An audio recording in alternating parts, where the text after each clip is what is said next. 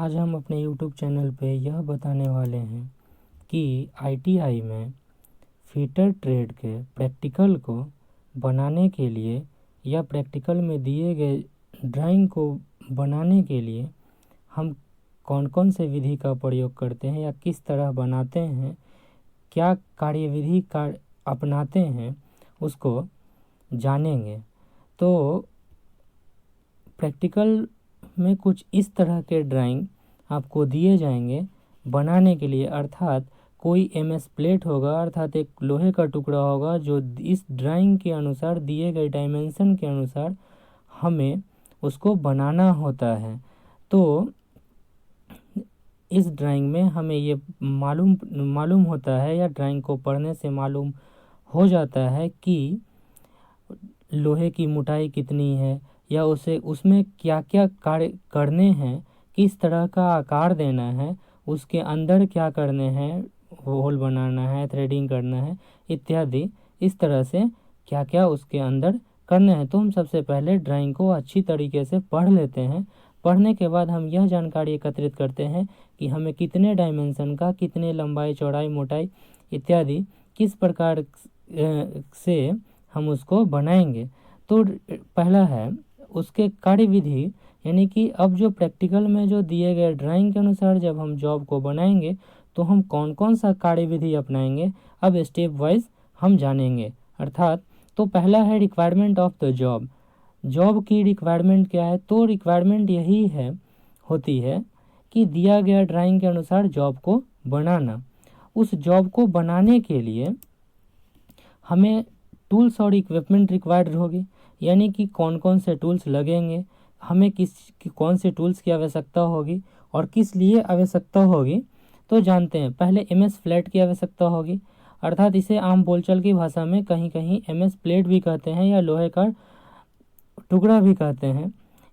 या seat metal भी कह सकते हैं, लेकिन सीट मेटल हम नहीं कह सकते हैं क्योंकि सीट मेटल के अंतर्गत कई एक तरह के वर्क आते हैं या MS फ्लैट जो रॉ मटेरियल है उस सीट मेटल के अंदर अलग अलग हो जाते हैं। खैर, उसकी चर्चा हम दूसरे अपने वीडियो में बताएंगे कि सीट मेटल के अंदर किस तरह का मेटल होता है और मेटल हीट ट्रीटमेंट इत्यादि करते हैं, उसको अलग से वीडियो बना के हम आगे बताएंगे। दूसरा है टूल्स एंड इक्विपमेंट में hexa blade with frame. Hexa blade frame के साथ हमें चाहिए। दूसरा स्क्राइबर चाहिए, स्टील रूल चाहिए, ट्राई स्क्वायर चाहिए, डॉट पंच चाहिए, centre punch, hammer, drill machine, inside outside caliper, अर्थात दोनों कैलिपर हमें चाहिए, इनसाइड और आउटसाइड। चौक चाहिए, हैंड ग्लव्स चाहिए और माइक्रोमीटर चाहिए।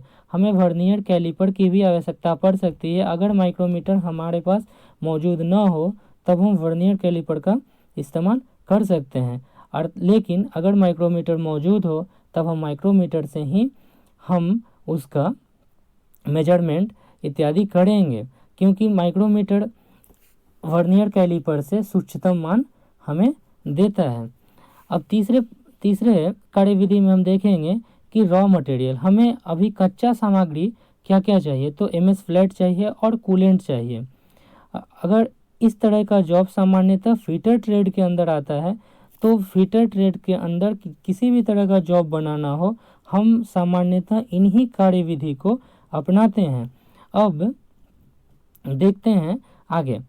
तो अब हेक्सा ब्लेड और फ्रेम की सहायता से हम MS प्लेट पर ड्राइंग के अनुसार सही माप का टुकड़ा स्टील रूल की सहायता से मार्किंग करने के बाद कट कर लेंगे। अर्थात MS फ्लैट अगर बहुत बड़ा हो तब हम उस पर ड्राइंग के अनुसार सही डायमेंशन का एक टुकड़ा स्टील रूल से माप करके, मार्क लगा करके हम कट कर लेंगे, अर्थात उसको अलग निकाल लेंगे।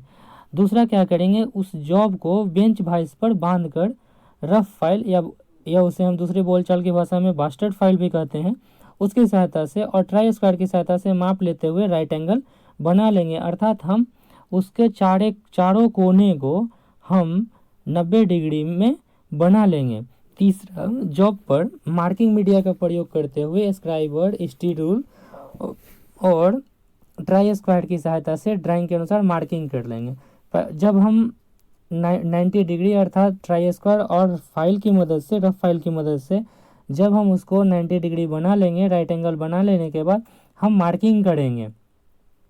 मार्किंग में हमें जो भी यूज करना है, स्क्राइबर, स्टीरियो, ट्राई स्क्वाड इत्यादि, ड्राइंग के अनुसार हम मार्किंग कर लेंगे। फिर उस किए गए मार्किंग पर अगले टर्म में हम डॉट पंच और हैमर की सहायता से उसी मार्किंग को पक्का कर लेंगे। अब पक्का मार्किंग करने के बाद ड्राइंग के अनुसार हम जॉब को बना लेंगे। इतने सारे कार्यविधि को अपनाने के बाद हमें क्या क्या सावधानियां बरतनी होती है या क्या क्या सावधानी बरतेंगे वो भी जानते हैं। तो हैंड ग्लव्स पहनकर कटिंग करेंगे, कटिंग। दूसरा है सेफ्टी शूज़ का प्रयोग करेंगे, यानी कि किसी भी वर्कशॉप में अगर हम किसी भी तरह के जॉब को बना रहे हैं तब हम सेफ्टी शू का प्रयोग ज़रूर करेंगे। अन्यथा अगर नहीं करने पे, यानी हम सेफ्टी फॉलो नहीं करेंगे, चाहे वो किसी भी तरह का सेफ्टी हो, अगर हम फॉलो नहीं करते हैं तो दुर्घटना हो सकती है। और दुर्घटना से बचने के लिए हमें सेफ्टी अपनानी ज़रूरी होती है। तो सेफ्टी शू का प्रयोग करेंगे। बिना हैंडल वाले फाइल से जॉब पर फाइलिंग नहीं करनी चाहिए। जिस फाइल में हैंडल नहीं लगा हुआ हो या हैंडल टूटा हुआ हो या हैंडल ढीला हो, वैसे फाइल से जॉब पर कभी भी फाइलिंग नहीं करनी चाहिए। इसके पीछे का रीज़न क्या है कि फाइल पर जो हैंडल यूज किया जाता है, अगर हैंडल निकाल देंगे तो पीछे का हिस्सा बहुत नुकीला हो जाता है, जिससे कि दुर्घटना घट सकती है। हो सकता है हम अगर बिना हैंडल वाले फाइल से अगर हम फाइलिंग करेंगे तो हमें वो पीछे का नुकीला हिस्सा हाथ में चुभ सकता है या कहीं भी चुभ सकता है, यानी कि दुर्घटना हो सकती है।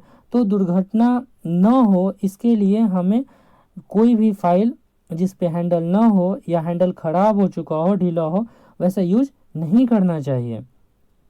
कटिंग चिप्स को ब्रश की सहायता से साफ़ कर लेना चाहिए। अर्थात जब हम फाइलिंग करेंगे या तो हेक्सा ब्लेड से जब हम काटेंगे तो रॉ मटेरियल एमएस ब्लेड से कटने के बाद वो गिरेंगे तो गिरने के बाद हम उसको ब्रश की सहायता से साफ़ करेंगे, ना कि हाथ की सहायता से। हाथ की सहायता से साफ़ करने में वो हो सकता है हमारे हाथों में कट जाए या धारेदार हो तो कटने की संभावना या किसी भी तरह की दुर्घटना होने की संभावना होती है। इसलिए हम कटिंग चिप्स को ब्रश की सहायता से ही साफ़ करेंगे। तो इतने सारे हम फिटर ट्रेड के प्रैक्टिकल को बनाने के लिए सामान्यतः इतने सारे कार्यविधि को अपनाते हैं। तो ये हमारा वीडियो आपको कैसा लगा हमें ज़रूर कमेंट करके बताइएगा।